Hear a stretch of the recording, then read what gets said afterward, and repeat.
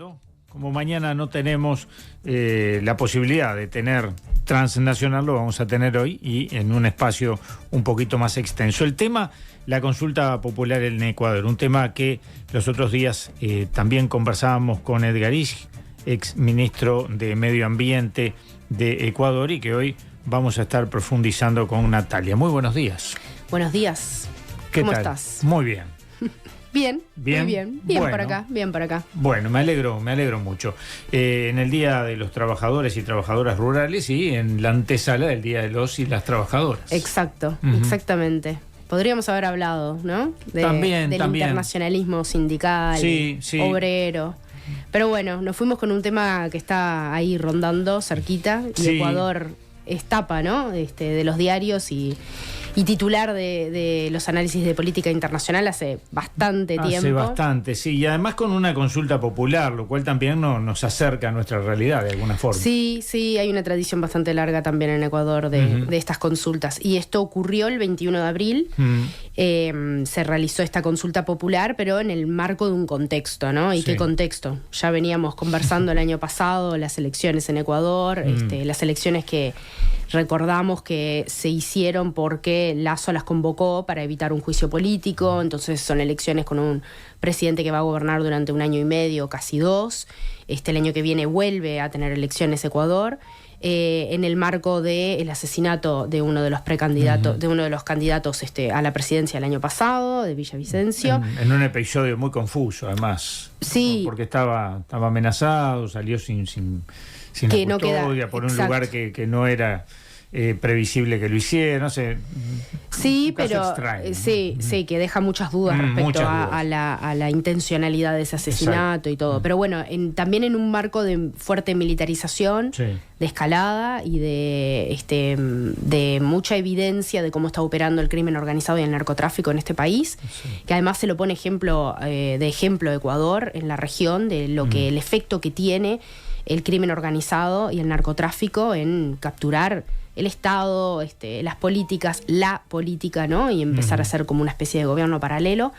Pero también hubo otros 2 episodios ahora a comienzos de año. Uno fue la irrupción violenta de una banda en un canal de televisión que pareció transmitirse incluso en vivo y en directo lo que fue eso, amenazando de que con la mafia no se meten. Y otro más cerca en el tiempo, que dio muchísimo para hablar, que fue a inicios de abril, el 5 de abril, que fue el asalto, comillas, ¿no? Pero la verdad es que fue realmente un asalto a la Embajada de México en Ecuador, y se llevaron arrastras al ex vicepresidente Jorge Glass.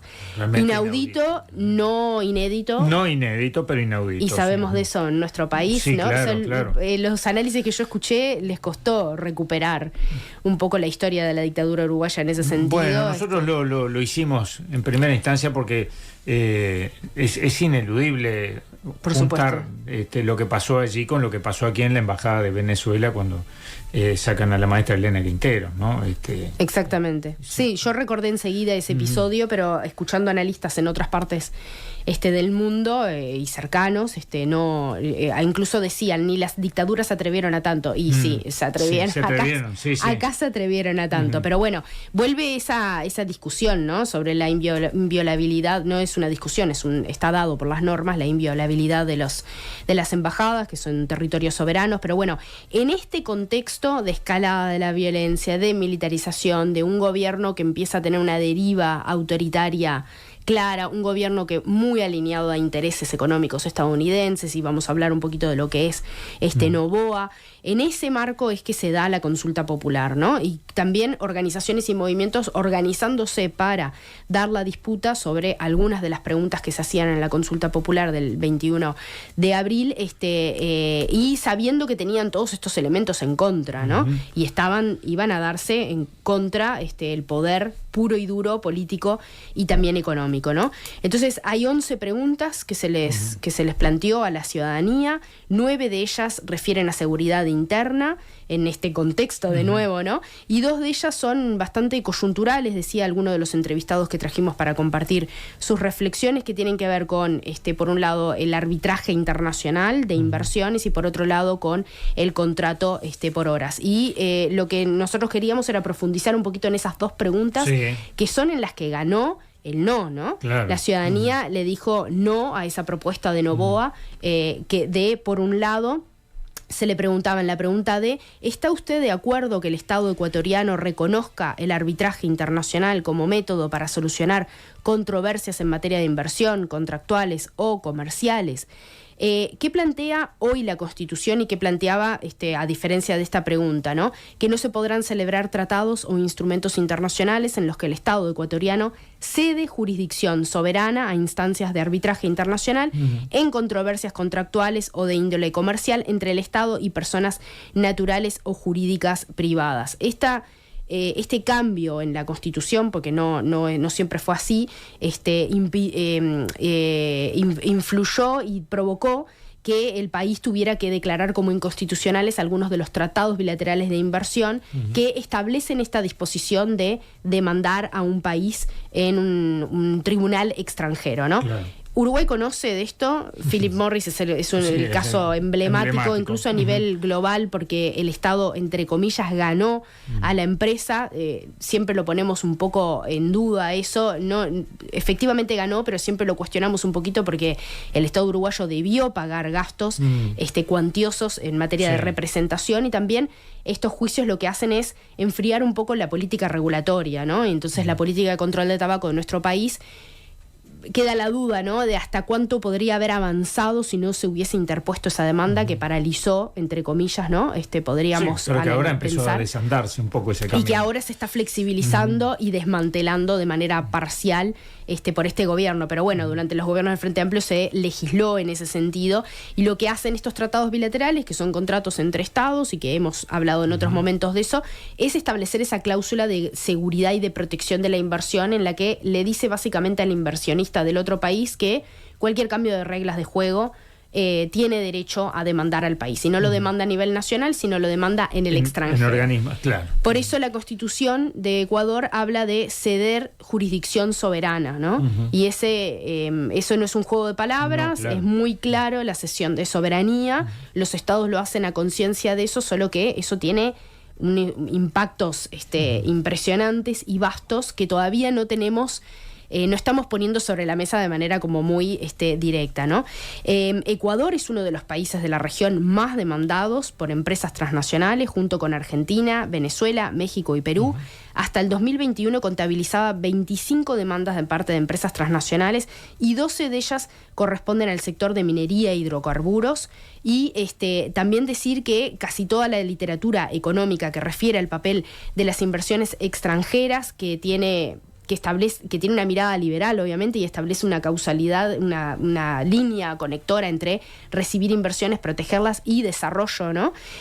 Plantea que estos tratados de inversión y que las soluciones de controversias en este tipo de tribunales son mecanismos a seguir, ¿no? Si lo que se quiere es que venga la inversión y que además tenga ese efecto poco probado en la evidencia empírica de traer desarrollo y crecimiento, ¿no? Entonces, digamos que hay una literatura económica vasta, por el lado, ¿no?, más liberal de la economía, que promueve este tipo de instrumentos y establece evidencia de que los países lo tienen que hacer para poder alcanzar el desarrollo, ¿no? Atrás de esta pregunta que se hacía en la consulta popular está una de las disputas más conocidas a nivel mundial, que es la de Chevron Texaco, ¿no? Y el año pasado hablábamos de esto en el marco de las elecciones en Ecuador.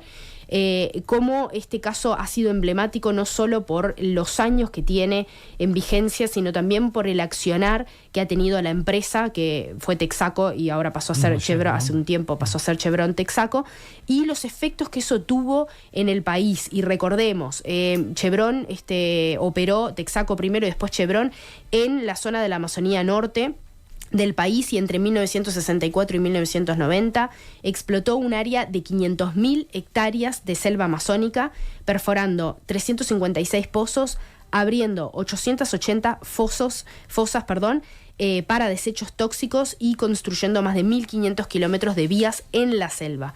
Fueron realizadas operaciones basadas en tecnologías obsoletas y por eso el resultado que tuvo en ganancias para la empresa, pero también el resultado que tuvo en impacto ambiental, social, económico en las zonas en las que estaba instalado. Se estima que 30.000 millones de barriles de petróleo extrajo la empresa durante ese periodo de actividad, ¿no? ¿Y cuál ha sido el saldo para esta zona de la selva amazónica, en donde no solo hay fauna, flora, sino personas viviendo? Hay comunidades indígenas afectadas por esto y afectadas en su salud, trabajadores, trabajadoras, ¿no? Bueno, por un lado, la destrucción de territorios y la destrucción de la biodiversidad. Más de 500.000 hectáreas de los más diversos bosques del mundo fueron afectadas.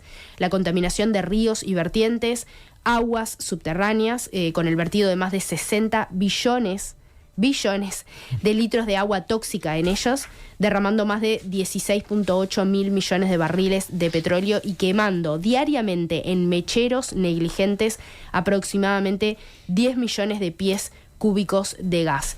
Este último dato ubica a Ecuador entre los 30 países que más queman gas por extracción de petróleo en el mundo. Y pensando en la salud de las personas que viven allí, ¿no? La zona donde estaba instalada la empresa es la zona que sufre el índice de cáncer más alto de todo Ecuador. Las principales víctimas, por supuesto, son las mujeres. El índice de abortos espontáneos es del 150%, es el más elevado que en el resto del país. La pobreza supera el 70% y es doble del promedio nacional. Y un poco esta situación dramática y además indignante, ¿verdad?, que viven las poblaciones que están en esta región a partir de las operaciones de Chevron Texaco y de la impunidad con la que actuaron, llevó a que los afectados se organizaran, conformaran una organización y demandaran a la empresa, ¿no? Y plantean que a Chevron como una grave vulneración a los derechos colectivos, al agua limpia, al ambiente sano y ecológicamente equilibrado, a la salud, a la vida, a la cultura, a la costumbre, a la cosmovisión de las nacionalidades, al desarrollo económico. Porque si hay algo que está bueno como subrayar en este sentido es que no solo se pierde naturaleza, y las personas son parte de la naturaleza, se pierde vida humana, pero también la gente pierde los medios de vida. Muchas comunidades indígenas viven del territorio, ¿no? Viven de la extracción de alimentos del territorio, de procesar lo que extraen del territorio, y son quienes han estado históricamente, tradicionalmente allí. Saben cómo protegerlo, saben cómo renovarlo, saben cómo repararlo. El accionar de este tipo de empresas no solo presenta una asimetría enorme en el poder, sino que también la vulneración que provoca en la vida de las personas va mucho más allá de la salud, que ya es un montón, ¿no? Es afectando la cultura, como dicen ellos, es afectando su vida en comunidades, afectando incluso... Y comprometiendo el futuro. Exactamente, es afectando las futuras generaciones también. Entonces, esto que configura un crimen ambiental, un tremendo y emblemático crimen ambiental, es algo bien interesante de verlo en perspectiva con esta consulta popular, ¿no? El no en esta pregunta alcanzó el 65% de los votos. Y hay que decir que estas dos preguntas además fueron encartadas, ¿no? Fueron barajadas y metidas en una... Sí, totalmente. Como para que pasara. Y vamos a escuchar a los entrevistados que trajimos para compartir sus reflexiones de cómo es que ven, qué reflejan estas preguntas para el gobierno de Noboa, ¿no? Pero bueno, el porcentaje del 65% es bien alto para una respuesta. La ciudadanía entendió qué es lo que se estaba poniendo en juego con esto y respondió que no. Y en la zona donde estuvo operando Chevron Texaco, y lo va a decir el entrevistado que vamos a escuchar ahora, llegó al 80%, ¿no? Entonces, claro, hay claridad en la gente de qué es lo que se está poniendo en juego con esta pregunta. Y conversamos con Pablo Fajardo. Pablo Fajardo es del equipo jurídico de esta organización de comunidades que están en este territorio, de la Unión de Afectados por Chevron Texaco, antes Chevron Texaco, para saber cómo cómo fue que se logró alcanzar el triunfo en el no, del no, teniendo todo en contra, ¿no? Y eso lo dice, ¿no?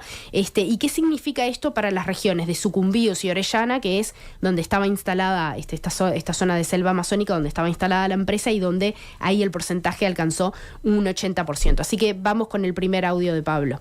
Primero, recopilar información histórica, sobre todo el caso Chevron, que tiene un buen recorrido y la gente aún no tiene en su mente de lo que ha pasado en ese caso, ¿no? Entonces, con información. Segundo, un trabajo colectivo. O sea, logramos unir colectivos sociales, indígenas y algunos partidos políticos también, digamos, progresistas, como el UNES o de Revolución Ciudadana y también Pachacutic, que también apoyaron con este proceso también directamente ahí. Pero para mí lo primordial fue este trabajo colectivo, los colectivos sociales, y luego usando las herramientas actuales de comunicación, como por ejemplo con influencers que tienen una buena acogida, sobre todo una población joven, y que participaron activamente en el proceso también de información a la ciudadanía.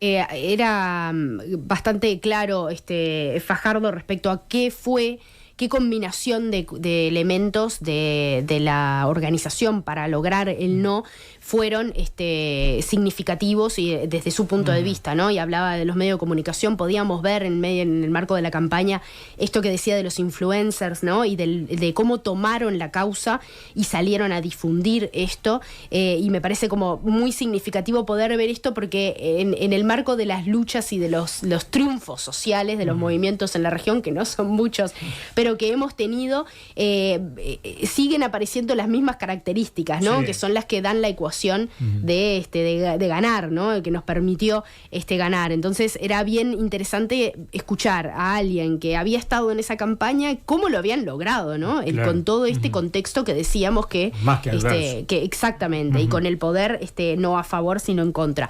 Tenemos un segundo audio de Fajardo en el que profundiza con algunas de estas cosas. Bueno, Sucumbíos ha sido es la provincia que históricamente acumula un legado impresionante de actividad petrolera, donde empezó Texaco hace más de casi 60 años, vale más, a extraer petróleo allí. Y es una de las provincias más pobres del país también. Han tenido una cuestión de exclusión, de abandono de los distintos gobiernos ecuatorianos y un daño ambiental brutal también. O sea, la gente sabe que es una transnacional y sabe cómo los arbitrajes internacionales son un obstáculo en estos procesos. Entonces, bajo esa lógica se puede entender también de por qué en Sucumbíos fue un voto mayoritario, fue más o menos el 80% de la provincia le dijo no al arbitraje internacional. Igualmente, en toda la consulta fue la provincia que más votó no en ese contexto.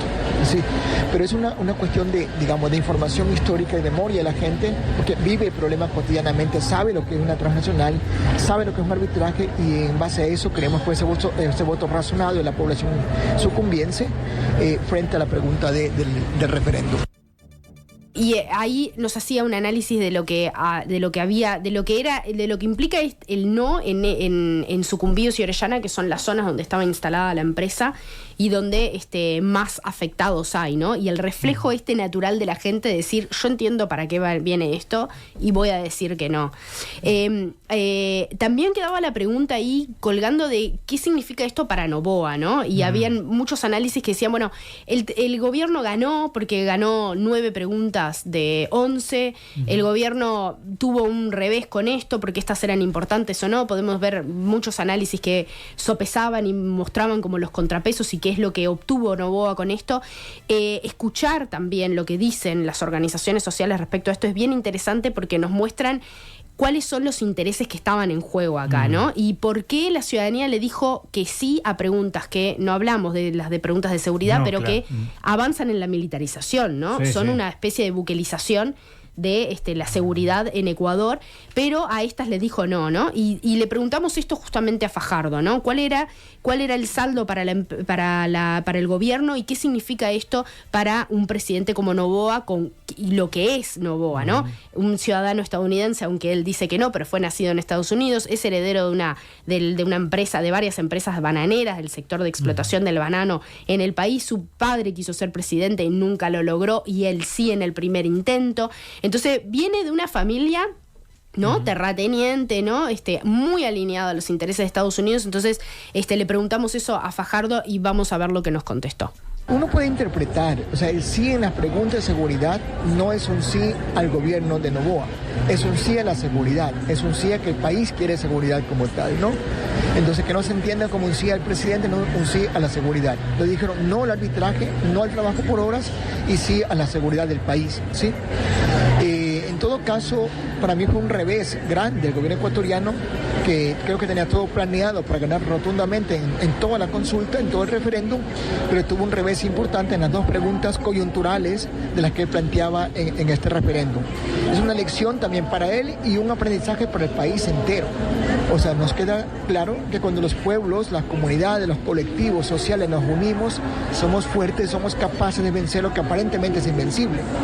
Recordemos que el gobierno tenía toda la maquinaria de los medios de comunicación tradicionales a su servicio, las empresas como Chevron hizo una campaña brutal en contra nuestra, en contra mío principalmente, acá en Ecuador, con pautajes económicamente todo el tiempo y a toda hora, pero pese a todo eso, el país entendió y le dijo no. Entonces, para mí fue una derrota del gobierno de Noboa, no fue un triunfo en sí de él, sino una derrota porque perdió en las preguntas más importantes que él planteó. Me quedo con esto último que decía las preguntas más importantes. Fajardo, sí, y también que cuando los pueblos se unen son fuertes y capaces de vencer lo que parece invencible. Me parece central y maravilloso y también nos da un poco de esperanza en este contexto en el que vivimos. Y nos vamos a la última pregunta, un poco corriendo porque se nos está acabando el tiempo. La última pregunta que fue también respondida con no, que es el contrato por horas, la reforma del Código de Trabajo para incorporar el contrato por horas y el plazo y a plazo fijo para cualquier tipo de trabajo, o sea, eso era lo que implicaba, quedaba en manos del Ministerio de Trabajo la reglamentación de la reforma.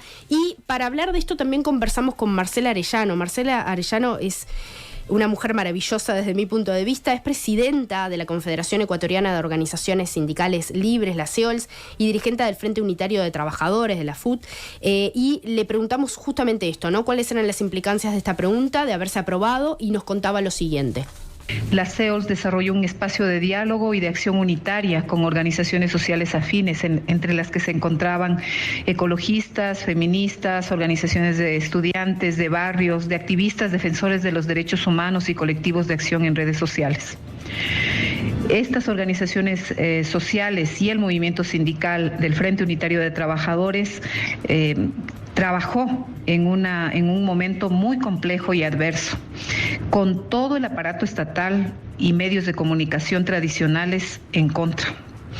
Demostramos que la articulación y el trabajo unitario son indispensables para derrotar a los intereses del capital y de la propaganda neoliberal. Bueno, Marcela fue muy clara y también coincide con el análisis de Fajardo, ¿no? Que escuchábamos antes, de cómo fue que se logró ese triunfo. Ecuador ya pasó por el contrato por horas entre el 2000 y el 2007, tuvo esa flexibilidad laboral y en el 2008 lo derogó porque claramente atentaba contra los derechos de los trabajadores, ¿no? Entonces, ¿por qué volver a intentarlo? Y sobre esto mismo, Arellano nos contaba lo siguiente. Nos preguntamos cómo una política absolutamente regresiva en derechos que provoca impactos sociales serios puede ser presentada como una alternativa para generar empleo y asegurar la inversión internacional. Es evidente que quienes controlan la agenda del gobierno, que quienes están detrás del gobierno de Noboa, son sectores vinculados a la minería, a la agroindustria y a la extracción petrolera. Estos grupos históricamente han buscado disminuir los costos de mano de obra, quieren trabajo barato, quieren esclavitud laboral moderna para incrementar sus ganancias. Estos sectores son quienes gobiernan actualmente el Ecuador. Recordemos que el contrato por horas y a tiempo parcial fueron explícitamente derogados por la reforma constitucional del 2008. Los debates constituyentes ubicaron a este tipo de contratación como sobreexplotación laboral, usado impunemente por los empleadores para evadir las obligaciones laborales. Por ello, en el mandato constituyente 8 se elimina y se prohíbe la intermediación y tercerización laboral y prohíbe el trabajo por hora.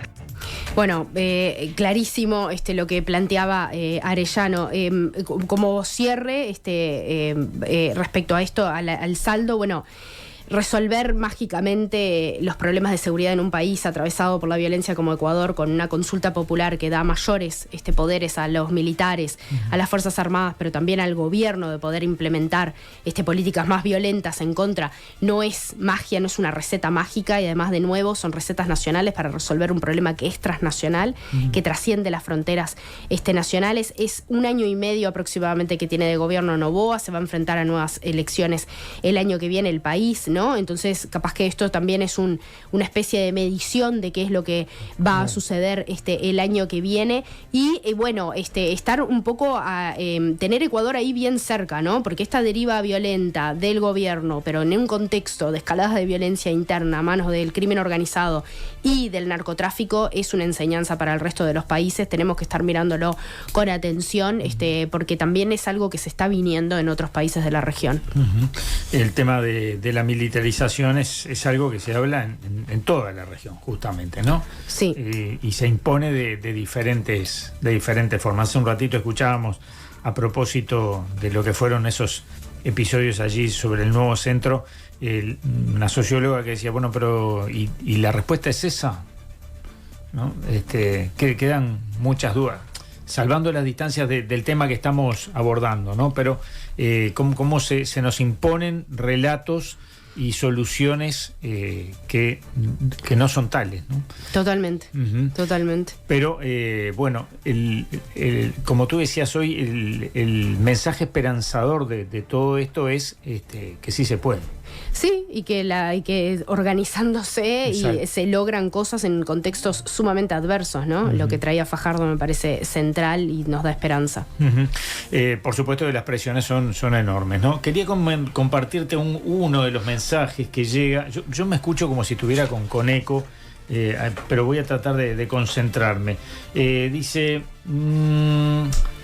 gran información, qué ignorante que soy, no tenía idea de lo que está pasando con las grandes multinacionales del imperio yanqui. Ahora quieren terminar con mi amada América Latina. Y algo que siempre me duele es cómo destrozan la vida de los indígenas, los estafan, los matan, su hábitat, los desplazan cuando no los matan, siendo que son originarios del lugar. Parece que no importa, parece que ser gente y proteger tus costumbres y territorio no tiene validez. A Mercedes, muchas gracias por este mensaje. Sí, muchas gracias. A recordarlo también. También. Muchas gracias, Natalia, por favor, este nuevo espacio. Un saludo a toda la audiencia que nos escucha siempre, y gracias a vos, Álvaro, por la compañía. Nos reencontramos en 15 días, más o menos. Eso mismo, en 15 días. Bueno, abrazo. Abrazo y buena jornada mañana.